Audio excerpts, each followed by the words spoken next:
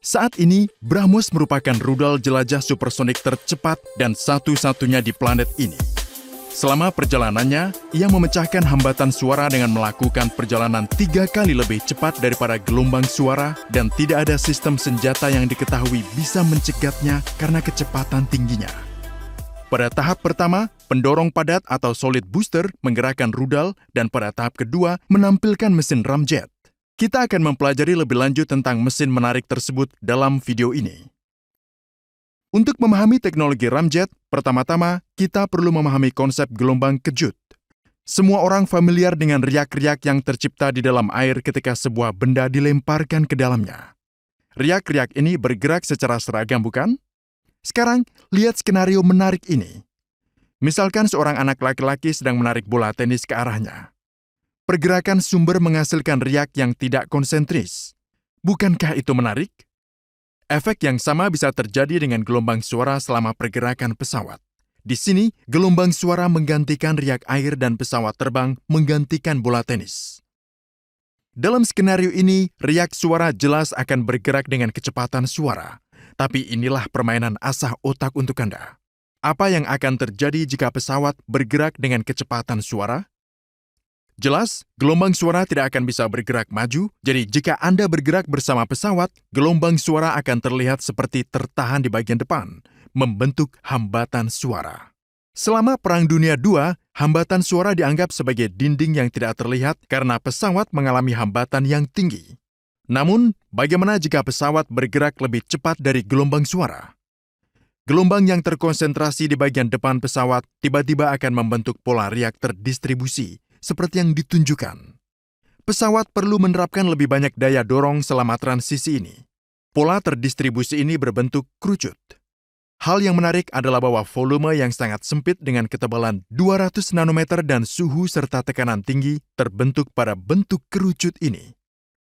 Tekanan di wilayah sempit ini hampir 29 kali lipat dari tekanan atmosfer.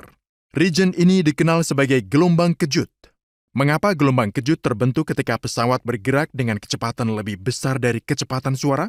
Ini terjadi karena dalam fluida, informasi bergerak dengan kecepatan suara. Ketika pesawat terbang lebih cepat daripada suara, volume udara yang diarsir dengan warna merah sama sekali tidak memiliki informasi tentang gangguan yang ditimbulkan oleh benda yang bergerak. Namun, di dalam wilayah hijau, gangguan fluida terjadi pada informasi sebelumnya. Ketika fluida yang terganggu tiba-tiba berinteraksi dengan partikel fluida di daerah merah yang tidak memiliki informasi tentang apa yang terjadi, kejut akan terbentuk pada batasnya. Gelombang kejut bisa menyebabkan kerusakan pada tubuh manusia. Namun, meskipun gelombang tekanan tinggi ini adalah bencana, ada peluang tersembunyi di tengahnya. Menggunakan konsep gelombang kejut, mari kita pahami cara kerja mesin ramjet. Mesin ramjet memiliki geometri yang sangat sederhana. Ia hanya memiliki 3 bagian stasioner utama, wilayah diffuser di pintu masuk, ruang bakar di tengah, dan nozzle di pintu keluar. Tugas diffuser adalah untuk meningkatkan tekanan dan suhu udara. Mesin ramjet hanya akan bekerja dalam kondisi supersonik. Karena alirannya supersonik, maka ilmuwan mengubah konsep gelombang kejut untuk meningkatkan tekanan diffuser. Mari kita lihat caranya. Gelombang kejut dihasilkan dari banyak titik objek silinder ini.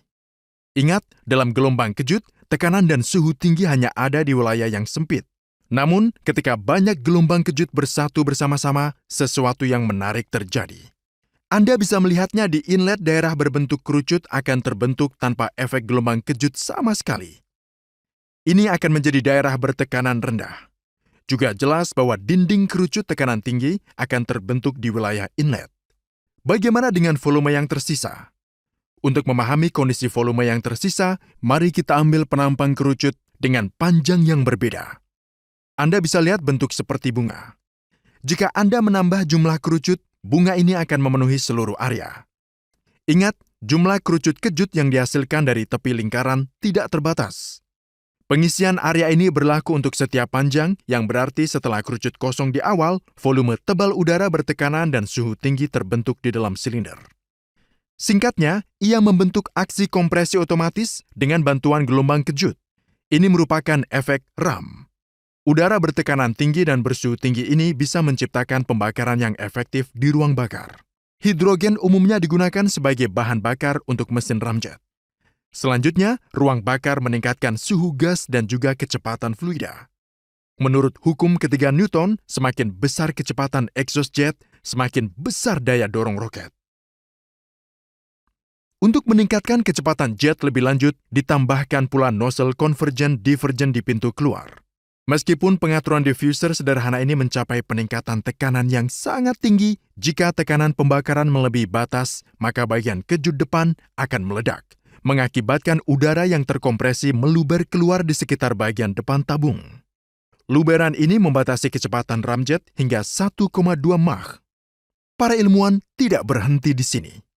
Mereka lebih meningkatkan efek ram dengan bantuan bodi bagian dalam yang dirancang secara aerodinamis. Dalam geometri baru ini, Anda bisa melihat bahwa area yang dialokasikan untuk udara sebenarnya berkurang seiring dengan alirannya. Untuk aliran supersonik, ketika area berkurang, maka tekanan meningkat. Di ramjets, sebagian besar kenaikan tekanan terjadi karena efek kejut dan karena konsep yang disebut gelombang kejut miring. Ketika udara mengenai noise bagian dalam bodi, ia membelok dengan beberapa sudut yang membentuk gelombang kejut miring. Gelombang kejut miring ini mengenai tabung luar, membelok beberapa kali, dan akhirnya diakhiri oleh gelombang kejut normal. Dalam metode ini, tidak terjadi luberan udara karena para ilmuwan mampu mencapai angka Mach yang tinggi untuk mesin ramjet.